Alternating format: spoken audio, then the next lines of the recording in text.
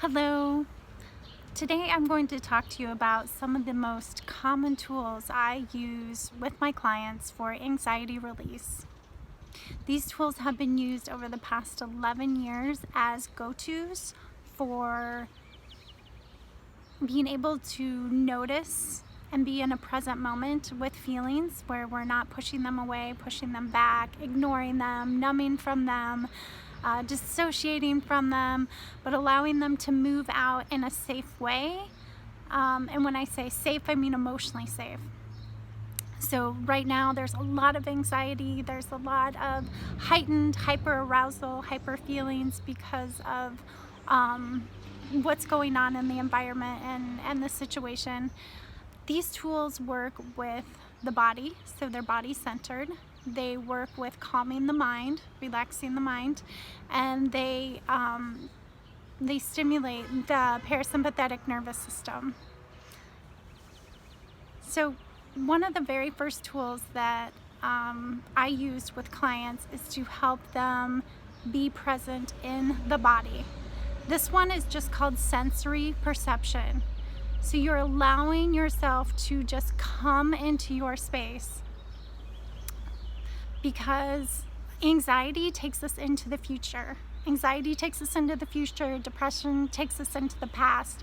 Anxiety will put us in our head of what we have to plan, what we have to do next, what we have to prepare for, and our mind sees this as perceived threat. So sensory perception allows you to come into the present moment by just noticing what's around you. And this is really helpful for individuals with flashbacks and post-traumatic stress, but it's also just great to bring yourself into the present moment. So 5, 4, 3, 2, and 1. So noticing 5 things that you can see. 5 things that you can see. So you just start noticing those things that you can see out in front of you and around you and around your space. 4 things you can touch. So 4 things you can touch with your hands. 4 things you can touch. 3 things you can hear. 3 things you can hear with your ears. 2 things you can smell with your nose. And 1 thing you can taste. It can be a little tricky with taste and smell, but I encourage you to have some sort of aromatherapy around you. That can be really helpful. Smells take us right into the present moment. You can find those little rollerball essential oils, or just oils that you diffuse in the house. Chapstick works really well if you're in a pinch. There's some chapsticks that have different smells. Find one that's pleasant for you. And something that you taste can be like water or a drink. Water also brings us into the present moment. So 5 things you can see, 4 things you can touch, 3 things you can hear, 2 things you can, 5 things, what you can touch, what you can hear, what you can see, what you can feel, what you can smell, and what you can taste. And it's okay if you don't get the order right, as long as it's the process, it's what you're doing in the moment that's going to bring you into the present moment. Sensory perception. The next one is the cranial hold. The cranial hold and some of these other techniques that I'm going to teach you, I learned going through EMDR training. The instructor was really great about having great tools that you could just work with the body right away in order to bring yourself into the present moment and bring yourself down from anxiety and panic. You place one hand over your forehead and the other one over the back of your neck, kind of like where you hold a baby. So what this does is it brings blood flow to the prefrontal cortex, the thinking part of the brain, and it allows for that comfort and safety that we connect to as an infant when we're being held and supported. And as you do this, you breathe. You breathe. You allow the head to move up and to move down as you breathe in and as you breathe out. Breathing in as you come up and exhaling as you come down.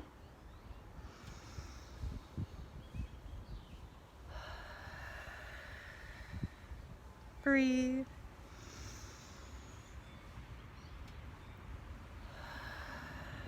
Feeling yourself supported. Feeling yourself held. Breath moving in and breath moving out.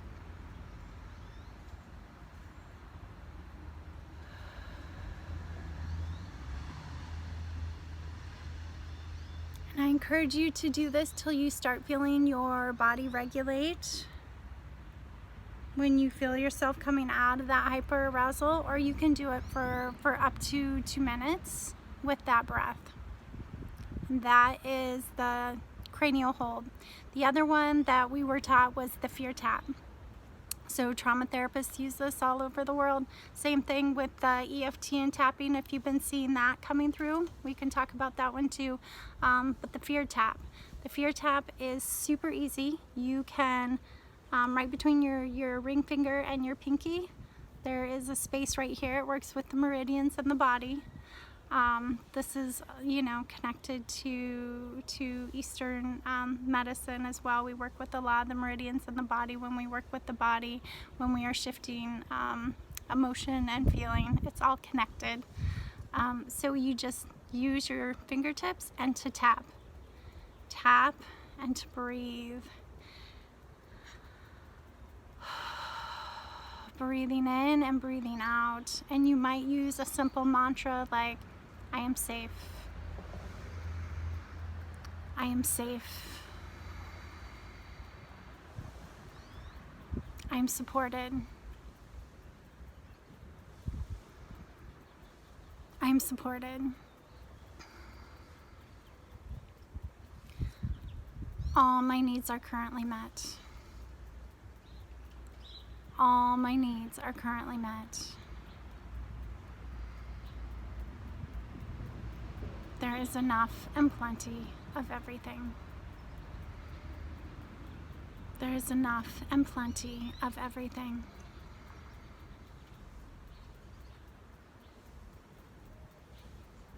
And you just keep tapping, giving yourself whatever mantra you have in the moment.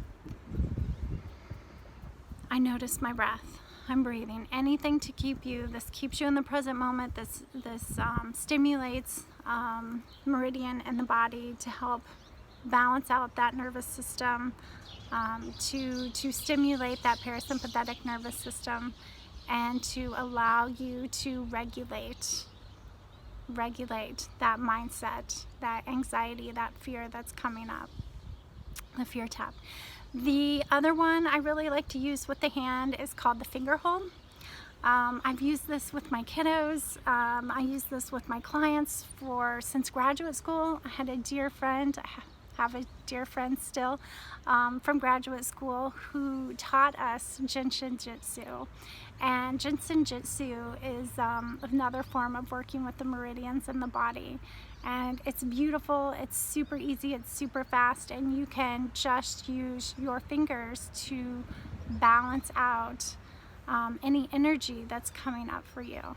So we have worry, we have fear, we have anger, we have sadness or loss, and we have uneasiness or pretense, when our insides don't match our outsides or not feeling authentic. So worry, fear, anger, loss, pretense. So what you do is you just hold. You hold the finger and you breathe. And you can go through each finger and hold for a couple minutes. This is great with kids. This is great for adults. You can put this into your day and go through each one to regulate. And it doesn't matter which hand. If you're still feeling unbalanced, you can go through with the other hand. But when we work with the meridians in the body, when we do either the tapping, it doesn't matter which side. It's going to regulate where it needs to, as it needs to. So finger holds. You don't have to squeeze super tight, but what I usually do is just hold and be with your breath, be in the present moment, using that breath to anchor you here. Just noticing whatever is coming up with that feeling. allowing it just to be felt. And you might begin to feel like a pulse in your finger. You might begin to feel your pulse.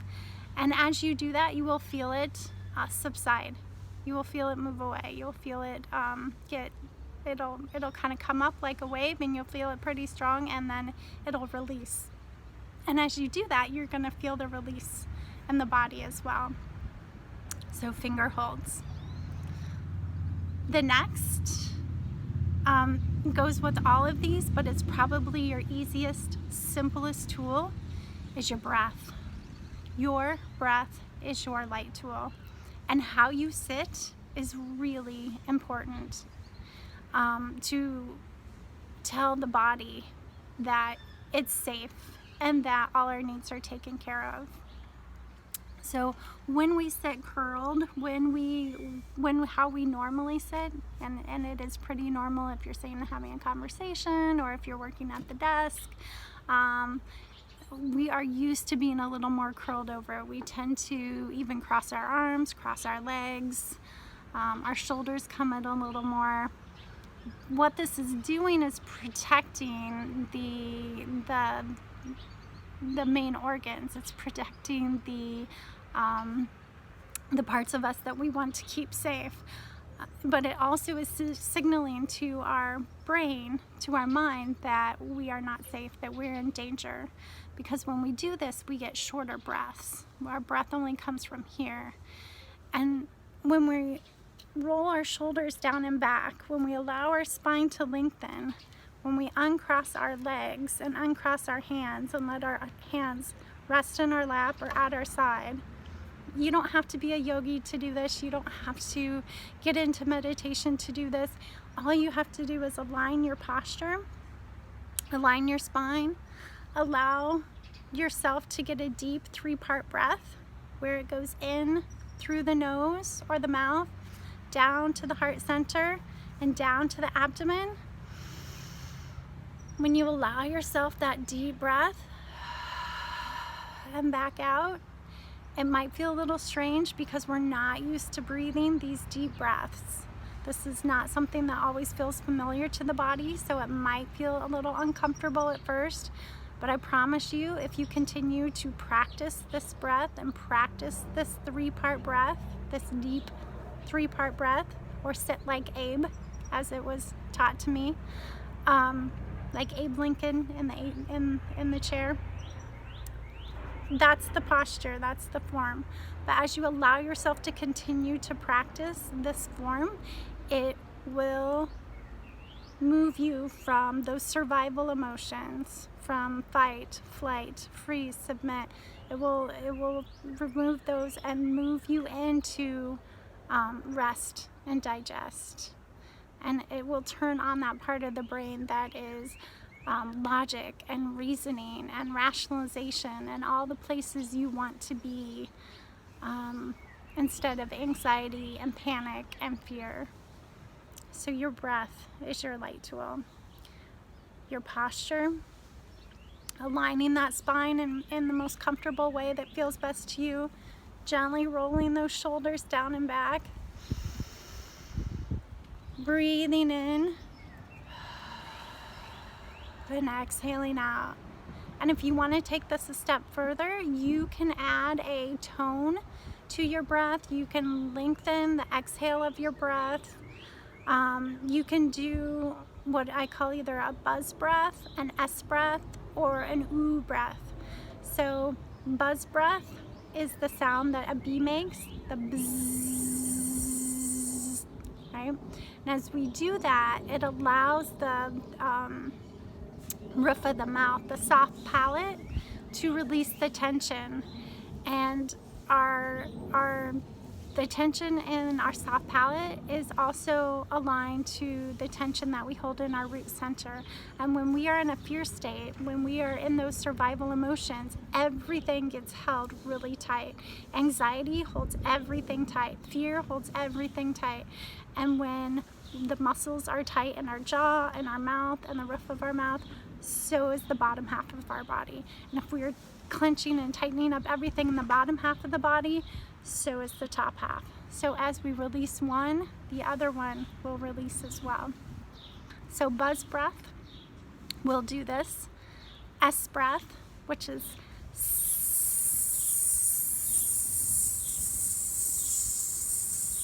so it's letting that tongue rest on the back of the teeth and allowing that breath to move out like an S sound.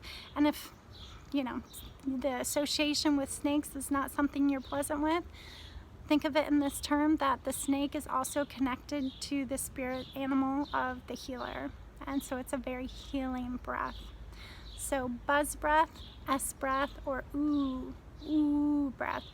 And any of these, the ooh is going to get the tone, more like the ohms and the toning, but as you do that, it's going to connect to the lower half of the body, specifically in the abdomen, that allows that relaxation, that allows for the tension and the muscles to release. So we'll practice each one of those together and just feel in to see which one you really like. And as we do this, I encourage you to take a deep breath in, and on the exhale is where we send the breath out, and when we're doing the breath, and then I invite you to pause and just notice before you start the next inhale, and to repeat it again. And we'll do each one 4 times just so you can get a feel for it. And I know that there's a lot of tools in this anxiety release video for you, but I want you to have choices, because sometimes one may not work as well as the other, or you may not just be feeling it. And so it's always great to have extra tools as you need them, and more to pick from than less. So take a breath. The first one we're doing is buzz breath. And so take a breath in.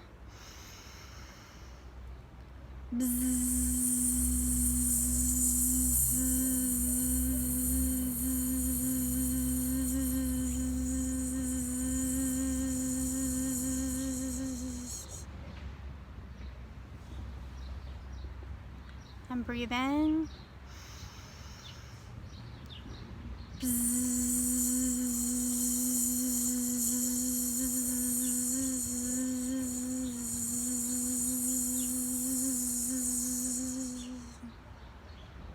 You might even be noticing some tingling already.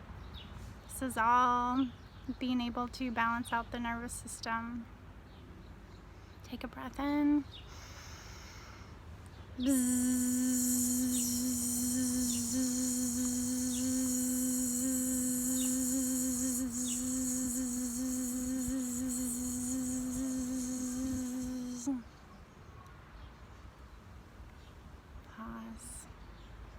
You might be feeling it in the eyes, the head. This one works really fast.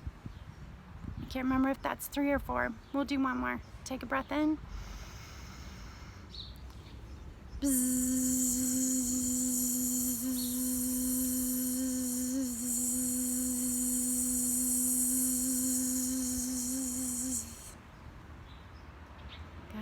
Some people really like that. That's their go-to. The S breath is the other one, and we do it in the same way. So you might just take a moment and notice with that buzz breath if there was any shift or change. Get yourself comfortable again.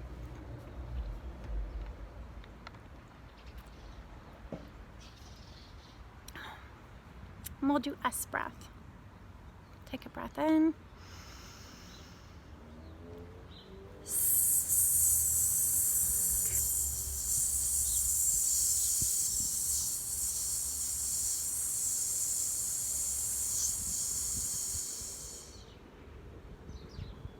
Notice. Take another breath in.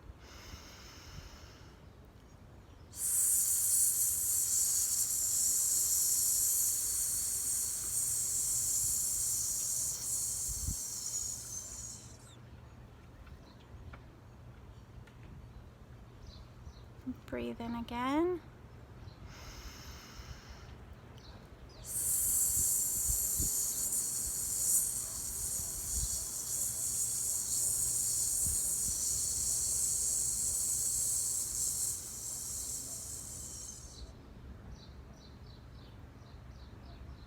more time.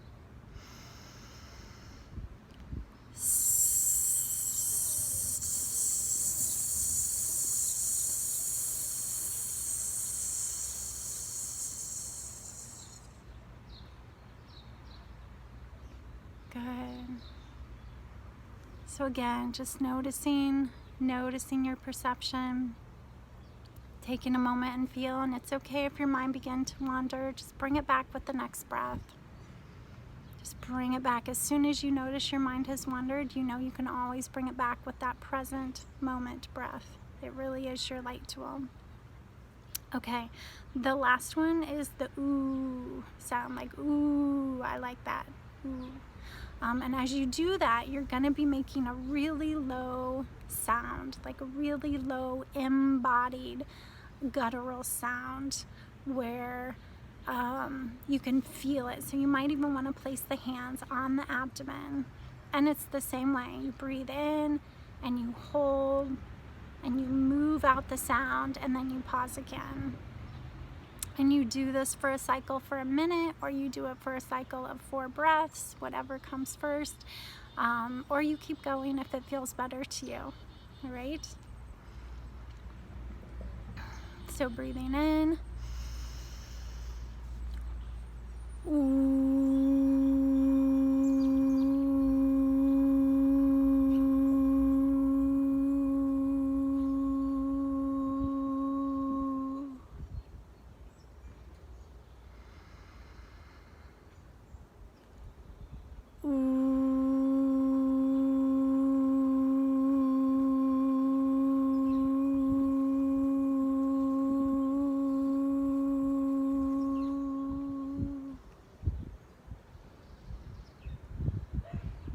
Breathing in.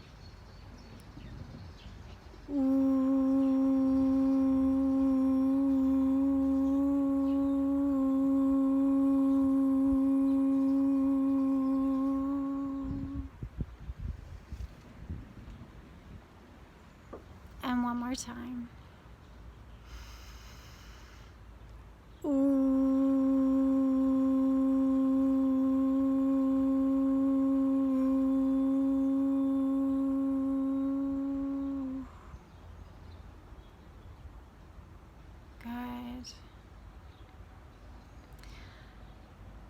Getting into our body is key, from moving out of the mindset, of moving out of that fear lens, of fear, of any of those survival emotions, any of those feelings that take us away from what we want to be doing, where we want to be focused on, where we want our intention, where we want to invest our energy. It really is key to get to the body, to allow ourselves to be in that present moment in a relaxed state. And as we do that, we can begin to shift into figuring out why these feelings are coming up and where they're coming up from. And there's lots of ways to do that. But right now we are gonna just focus on finding some balance with the nervous system, calming the central nervous system, and allowing us to move into stimulating that parasympathetic nervous system.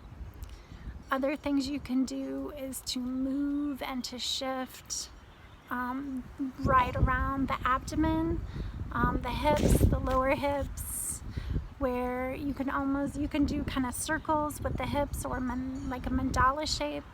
The cat and the cow form with yoga allows that energy through the spine to move from the cranial, where we did the cranial hold, to the bottom of the tailbone, and through there you are going to be stimulating that vagus nerve. So, okay, the last one is a really easy, simple one too. This works really well for panic, but it's the hand to heart. And if you can get the skin to skin contact, that's going to be your best bet. And that goes back to babies when they're born, and we put them directly on the mother for that skin to skin contact to allow them to thrive, to feel safe, to feel close, to feel nurtured. And that's what you're replicating. You're replicating that skin to skin contact. So if you are feeling that anxiety and that panic, just allowing your hand to rest over that heart center. And as you do that, you're going to find your breath. You're going to allow yourself to be in the present moment. And you're going to bring to mind one of the most pleasant experiences you've ever experienced. Whatever that is, whatever celebration, whatever joy, whatever time or memory in your life where you felt joy, where joy was just radiating through your body, where it was a moment where you felt at peace, at calm, and breathing into that, just breathing into that skin-to-skin contact, and just noticing as that starts to dissipate, as that starts to move, the other body sensations that you start to notice as we bring in those pleasant experiences and recognize them as an embodied experience. It anchors that into the body. And we can do that just with noticing the sensations, noticing where we feel that in the body. Sometimes we have to give the unpleasant feelings a voice too, or awareness.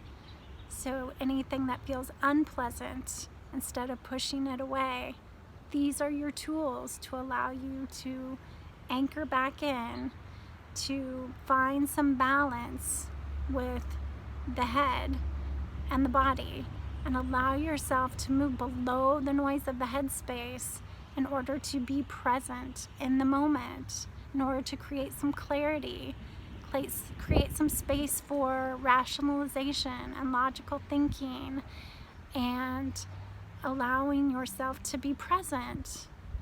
And from there you can go to just feeling into what's coming up for you and giving it a place to go, writing it out, feeling into a color, a line, a shape, a form, and allowing it to move out either on the paper or through written word, even creating movement to move it out. Anything you do with intention allows for transformation, allows for the pain to transform into healing. This is the alchemy. This is divine alchemy at its best. So awareness, intention, but that's for a whole nother video. These tools have worked so well for my practice as a board-certified art therapist, trained trauma-sensitive yoga instructor, and licensed mental health counselor. These tools have been in the trauma field for a long time of what's the best resources out there to support you right now and support your emotions, your feelings that may be coming up, and to recognize the emotions when they come up, and to know that you have tools in your toolbox to get through this, to move through this.